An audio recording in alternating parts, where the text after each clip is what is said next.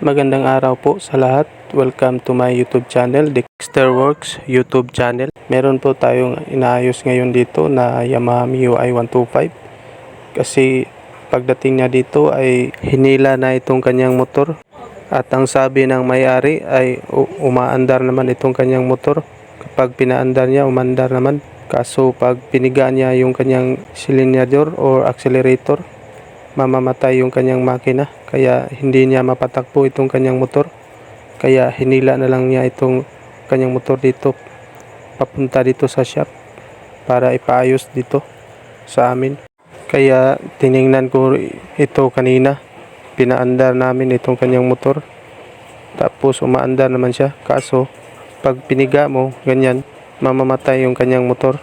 Kaya i-troubleshoot ko siya ng mabuti para makita natin kung anong nangyari dito sa kanyang motor.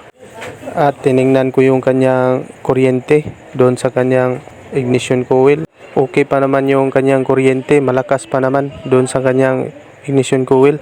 Tapos yung kanyang spark plug, okay rin yung kanyang spark plug, malakas din ang kuryente.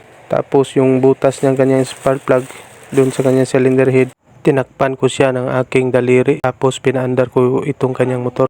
In-start ko, kaya naramdaman ko na wala ng kompresyon yung kanyang motor. Hindi na siya pumuputok yung hangin na dito sa loob ng kanyang butas, dito sa butas ng kanyang spark plug, dito sa loob ng kanyang cylinder head or combustion chamber. Kaya nag-decide ako na kailangan talaga i-top overhaul ito, kanyang motor. At ito na, nakita ko na may gasgas na pala yung kanyang piston tsaka yung kanyang bore. Kaya pala parang ayaw umikot yung kanyang makina. Kahit na pakadali na lang niyang paandarin, pag piniga mo, mamamatay yung kanyang makina. Kasi nag-loss compression na siya sa sobrang laki ng tama ng kanyang piston. At hirap nang umikot itong kanyang sigunyal kasi magaspang na itong kanyang piston at saka itong kanyang cylinder bore. Kaya hirap na siyang itulak ng connecting rod itong kanyang piston. Parang nag-stuck up na siya doon sa loob. Kaya aandar lang siya kapag nakaminor. Kaso pag piniga mo yung silinyador, mamamatay yung inyong motor. Buti nga umandar pa itong kanyang motor. Yung iba hindi na talaga, ayaw na talagang umandar kapag nag-loss compression. At mamaya papalitan natin to ng bagong bore. Tapos tatanggalin ko lang itong kanyang piston. Bore kit yung bibilhin namin mamaya, yung may kasamang piston ring at saka piston. Iyan, natanggal ko na yung kanyang piston pin lock. Yan, tanggalin ko na itong kanyang piston pin at saka itong kanyang piston para makita natin ng malapitan yung kanyang tama. Titingnan natin yung kanyang gasgas. Ayan, napakarami na niyang uling dito sa itaas. Tsaka napakalaki ng kanyang tama dito sa gilid. Kaya pala hirap umikot yung kanyang sigunyal. Kasi magaspang na at malaki yung kanyang tama ng kanyang piston. Napabayaan yung kanyang langis dito. Hindi niya na-maintain yung oil change interval. Kaya nangyayari itong pagkasira ng kanyang piston. At saka yung kanyang bore. Ito na yung kanyang cylinder head. Babaklasin lang namin to mga ka-works. Kasi magpapalit po tayo ng valve seal. At saka kailangan din natin i-grind yung kanyang valvula para hindi siya sumingaw. At itong valvula, isa rin ito sa sanhi ng pagka-loss compression. Kapag napuno na siya ng uling, sumisingaw na yung hangin at saka hindi na siya makakahigop ng saktong dami ng air and fuel mixture. Kaya mawawala yung kanyang lakas. Mamamatay yung inyong motor pag piniga mo yung silinyador.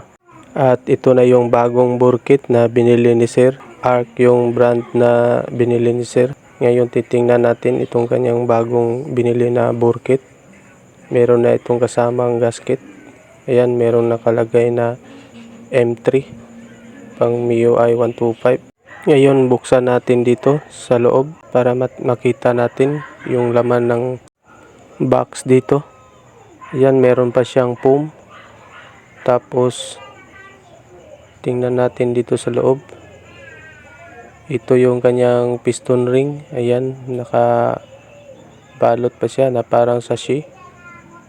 Tapos ito yung kanyang piston pin, tsaka pin lock. Ayan, nakabalot rin. At ito yung kanyang piston. Yan, napakaganda ng piston niya mga kaworks. Bagong bago. Dito meron tong nakalagay na tuldok. Ibig sabihin dyan banda yung exhaust valve. At saka dito sa taas, ito yung intake valve. Ito yung exhaust valve, yung may tuldok. At ito yung piston pin lock. Ilalagay muna natin dito sa gilid ng kanyang butas, dito sa kanyang piston. At sundan nyo lang itong video natin mga kaworks, kasi ituturo ko sa inyo kung paano maglagay ng mga piston rings dito sa MIUI 125. At ito na mga kaworks, ito na yung kanyang piston rings. Ilalagay na natin to. Unahin natin yung kanyang expander dito sa ibaba. Ito na yung kanyang expander. Dapat sa paglagay nitong expander, itong merong mga butas dito sa kanyang piston, dito mo itapat yung kanyang kaputol or kanyang join ng kanyang expander. Ayan, ito yung kanyang kaputol. At ito na yung kanyang oil ring. Lalagay na rin natin ito. Ayan, dito mo itapat sa gilid. Ayan, dito siya sa gilid ng kanyang piston. Yung kanyang kaputol, dito nyo itapat. At magkabilaan to. Huwag ninyong i-align yung kaputol ng piston rings. Dapat hindi tumapat yung kaputol ng dalawang piston rings para hindi lumusot yung langis at hindi siya mag-loss compression. Maiwasan natin na umusok ulit itong motor na ginawa natin. Ito na yung dalawang piston ring na natira, itong first ring at saka itong second ring. Yung first ring yung kulay stainless at saka itong second ring yung kulay itim. Ito yung unahin nating ilalagay, yung second ring, itong kulay itim. At sa paglagay nito, meron tayong susundin na marking. Ayan, dapat dito siya sa gilid, nakatagilid yung kanyang kaputol ng kanyang second ring. At ayan, meron tayong guide, naka-plus screen.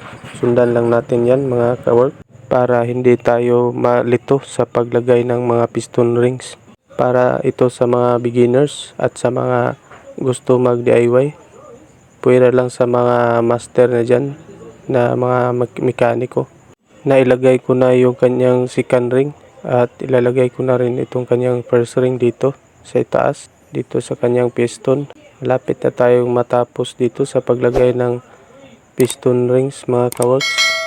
At kung bago ka pa lang sa akin channel, sana huwag kalimutan na mag-subscribe.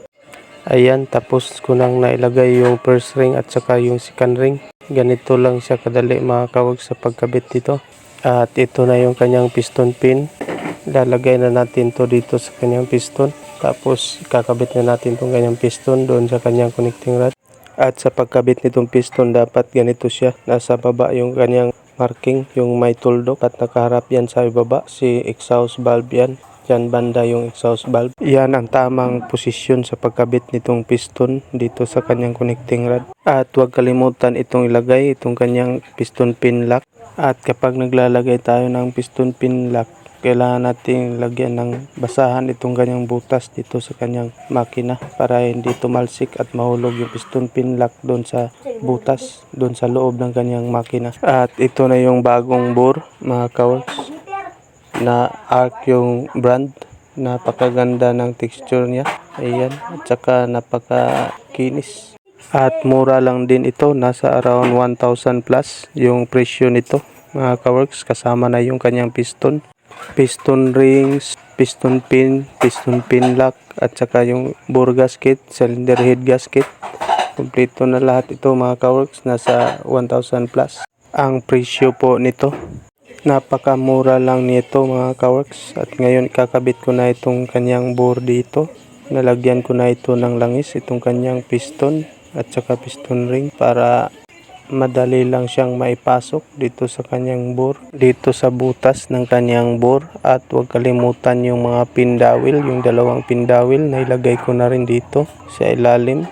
Hilahin ko lang itong kanyang timing chain dito ilalabas natin dito sa itaas, dito sa gilid ng kanyang butas, dito sa gilid ng kanyang bore, at ilalagay ko na rin itong kanyang chin guide, itong lower chin guide dito sa kanyang timing chin. Okay na, nailagay ko na yung kanyang lower chin guide dito sa kanyang timing chin, dito sa butas ng kanyang bore. At mamaya yung cylinder head, ikakabit natin ito.